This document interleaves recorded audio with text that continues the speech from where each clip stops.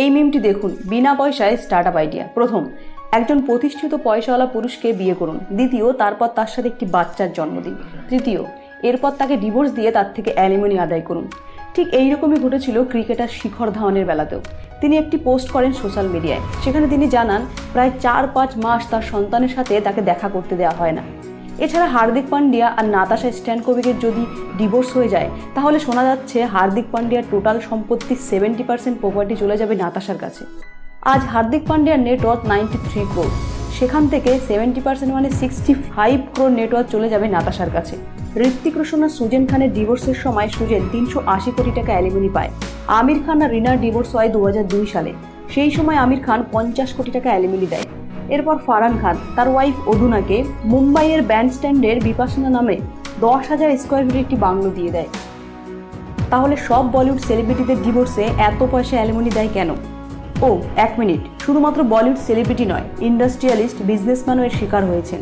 রেমন্ডের ওনার গৌতম সিঙ্ঘানিয়া বিয়ের 36 বছর পর অ্যালিমনি হিসেবে $1.4 বিলিয়ন মানে 1100 কোটি টাকা দিয়েছেন। তাহলে কি সত্যি ভারতবর্ষে ডিভোর্স বিনা পয়সার ব্যবসা শুরু হয়েছে? কেন সেলিব্রিটিরা 400 কোটি টাকা অ্যালিমনি দিতে বাধ্য হচ্ছে? ওয়ার্কিং ওমেন হওয়ার সত্ত্বেও শুধুমাত্র হাজবেন্ডরাই কেন অ্যালিমনি দিচ্ছে, ওয়াইফরা অ্যালিমনি দিচ্ছে না কেন? এর উত্তর হচ্ছে, আমাদের আইনে প্রচুর পার্থক্য রয়েছে, যেগুলো সাধারণভাবে জেন্ডার নিউট্রাল নয়। আমাদের অ্যালিমনি ল মেয়েদের দিকে বেশি ফেভার করে। এই কারণে প্রচুর ডিভোর্স কেস এই আইনের সাহায্য নিয়ে উল্টোপাল্টা এটা ওটা করে কোটি টাকার অ্যালিমনি আদায় করে। হ্যাঁ, সত্যি কিছু মানুষের কাছে এটা একটা বিনা পুঁজির ব্যবসা হয়ে দাঁড়িয়েছে। কিন্তু কিভাবে? মাঝখান থেকে নয়, পুরো ব্যাপারটা শুরু থেকে শুরু করছি। সবার আগে শিখর ধাওয়ানের কেস দিয়ে শুরু করি।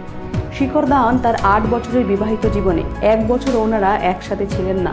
সেখানে ডিভোর্স অ্যালিমনির নামে নিজের এক্স ওয়াইফকে 13 কোটি টাকা দিতে বাধ্য হয়েছেন। 30 অক্টোবর 2012 সালে আয়েশা আর শিখর ধাওয়ান বিয়ে করেন। তার 2 বছর পর ওনাদের ছেলে জোরাবর জন্ম নেয় অস্ট্রেলিয়াতে। এরপর আয়েশা শিখরকে কথা দেয় যে তিনি ভারতে চলে আসবেন, কিন্তু না, তিনি ভারতে আসেন না।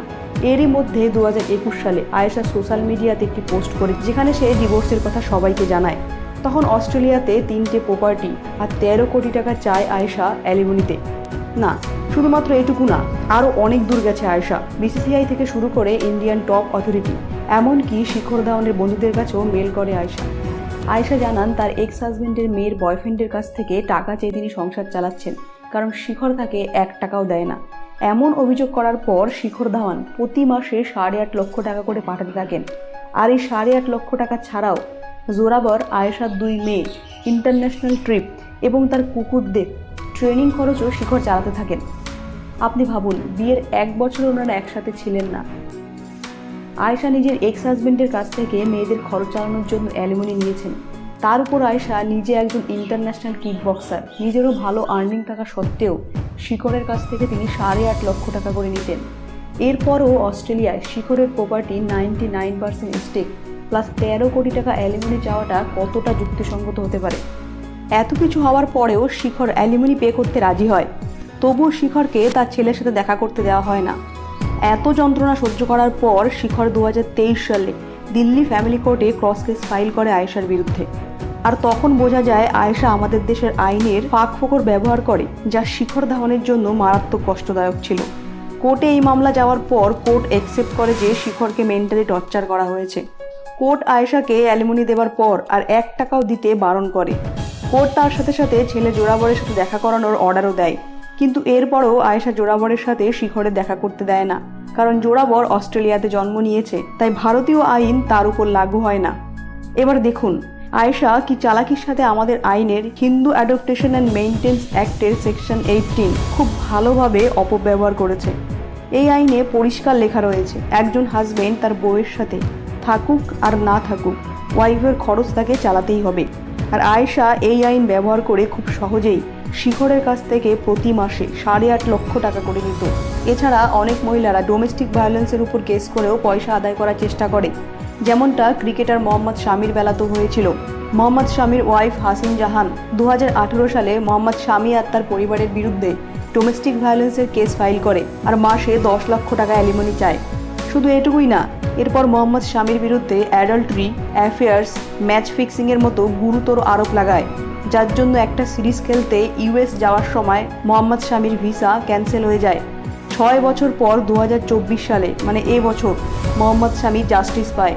কলকাতা হাইকোর্ট ক্লিয়ারলি বলে মোহাম্মদ শামিকে 10 লাখ নয় বরং 1,30,000 টাকা মাসে দিলেই হবে। সাথে সাথে যে সমস্ত চার্জ যেমন domestic violence, match fixing, dowry, অ্যাফেয়ার্সের মতো গুরুতর অপবাদ লাগায় সেগুলোকে সব ভিত্তিহীন বলে আর মোহাম্মদ শামিকে নির্দোষ বলে ঘোষণা করে হাইকোর্ট। এই কেসেও আপনি খেয়াল করলে দেখবেন হাসিন জাহান আইনের দুটো সেকশনের অপব্যবহার করেছেন। প্রথম, ডোমেস্টিক ভায়োলেন্স অ্যাক্ট 2005 সেকশন 3 যেখানে ভায়োলেন্সকে একটা বড় বর্ডার টার্ম দেওয়া হয়েছে। যেমন কোনো হাজবেন্ড যদি তার বউয়ের সাথে জোরে গলায় কথা বলে তাকেও ডোমেস্টিক ভায়োলেন্স হিসেবে ধরা হতে পারে আর ওয়াইফ এর বিরুদ্ধে কেস ফাইল করতে পারে। এরপর হাজবেন্ডকে প্রমাণ করতে হবে যে তিনি নির্দোষ। এছাড়া ওয়াইফ যদি যৌতুক নেওয়ার অপরাধে কেস ফাইল করে তখন পুরো পরিবারকে পুলিশ গ্রেপ্তার করতে পারে আর সেই পরিবারকেই প্রমাণ করতে হবে যে তারা নির্দোষ। এই দুটো কেসেই মেয়েদের দিকে আইন বেশি ফেভার করে বলে বেশিরভাগ মহিলারা যেখানে হেভি অ্যালিমনি আদায় করার ব্যাপার থাকে সেখানে এই দুটো আইনের মারাত্মক অপব্যবহার হয়। কোর্টে ফাইল হওয়া কেসের 85% ফেক, ভিত্তিহীন। তাহলে ভাবুন কী পরিমাণে এই আইনের অপব্যবহার করা হয়। এছাড়া হাই প্রোফাইল কেসে একটা ব্যাপার কমন দেখবেন আর তা হলো মিউচুয়াল ডিভোর্স। কোনো রকম তর্ক বিতর্ক ছাড়া মানে ক্যামেরার সামনে না এসে নিজেরা বসে মোটা টাকা অ্যালিমনি দিয়ে সেটেলমেন্ট করে নেওয়া। যেমন মিডিয়া রিপোর্টে জানা গেছে সুজেন ঋত্বিক রোশনের কাছ থেকে 400 কোটি টাকা চেয়েছিল, সেখানে 380 কোটি টাকা দিয়ে তারা মিউচুয়াল ডিভোর্স করে নেয়। বেশিরভাগ সেলিব্রিটি এসব মিডিয়ার সামনে আনতে চায় না, কারণ এসব খবর বাইরে এলে ওদের নেগেটিভ পাবলিসিটি হবে। কিন্তু সবার মনে তো এখন একটা প্রশ্ন আসছে যে এই অ্যামাউন্ট কীভাবে সিলেক্ট করা হয়। দেখুন, আমাদের দেশে হিন্দু ম্যারেজ অ্যাক্ট সেকশন 25 আন্ডারে অ্যালিমনি দুটো ফর্মে দেওয়া হয়। নাম্বার 1, মেইনটেন্স অ্যালিমনি, যেখানে প্রতি মাসে একটা নির্দিষ্ট পরিমাণে টাকা দেওয়া হয়। Number 2, one time settlement alimony, যেখানে একবারে একটা লামসাম বা মোটা টাকা দেওয়া হয়।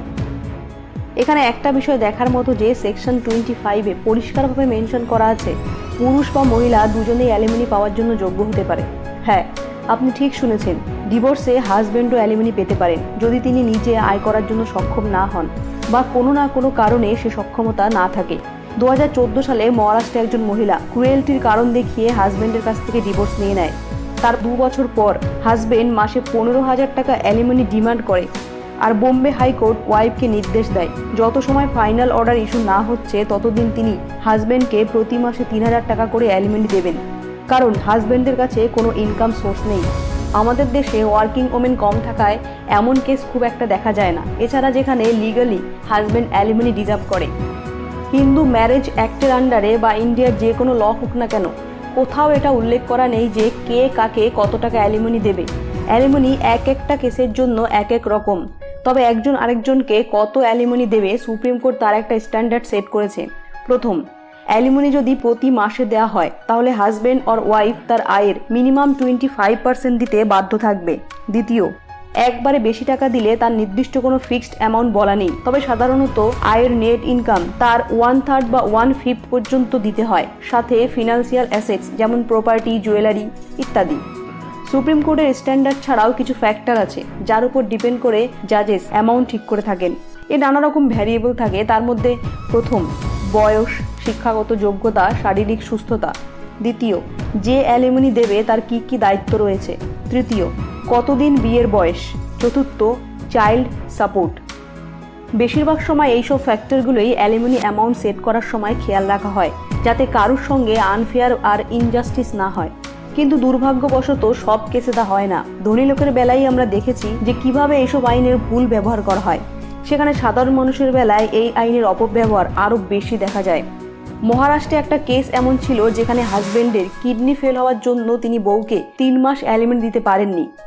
এ কারণে ওয়াইফ কোর্টে কেস ফাইল করে আর কোর্ট তাকে 18 মাসের জন্য জেল দিয়ে দেয়, কিন্তু জেলে ডায়ালিসিস না নিতে পেরে জেলেই তার মৃত্যু হয়ে যায়। মাত্র 3,000 টাকার অ্যালিমনি না দিতে পারায় একজন এমন পরিস্থিতিতে দাঁড়ায়। নয়ডায় একজন ইয়াং যুবক এ কারণে আত্মহত্যা করে যে অ্যালিমনি 60 লক্ষ টাকা সে জোগাড় করতে পারছিল না। আমি এটা একদমই বলছি না যে অ্যালিমনি ল বেকার, কোনো কাজের না। আসলে একজন সাপোর্টিভ পার্টনারের ইকোনমিক সেফটির জন্য অ্যালিমনি ল প্রয়োজন, কিন্তু যারা এই লয়ের মিস ইউজ বা অপব্যবহার করে তাদের কঠোর শাস্তি হওয়া দরকার। অ্যালিমনি ল আরও বেটার করার দরকার। জেন্ডার ইকুয়ালিটি আনা দরকার, যাতে একজন মানুষের সারা জীবনের আয় এক নিমেষে শেষ না হয়ে যায়। আর আমাদের দেশের কোনো পুরুষ শুধুমাত্র পুরুষ হবার জন্য শাস্তি না পায়। ফেমিনিজম মানে নারীবাদী নয়, ফেমিনিজম মানে সাম্যবাদী, যেখানে সকলে সমান। আপনার কি মতামত কমেন্ট করে জানান। আর সবশেষে আপনার কাছে ছোট্ট অনুরোধ, ভিডিওটা ইনফরমেটিভ লাগলে লাইক করুন, বন্ধুদের সাথে শেয়ার করুন, আর আমাদের চ্যানেলে নতুন হলে সাবস্ক্রাইব করুন। টাটা, বাই বাই, আবার যেন দেখা পাই।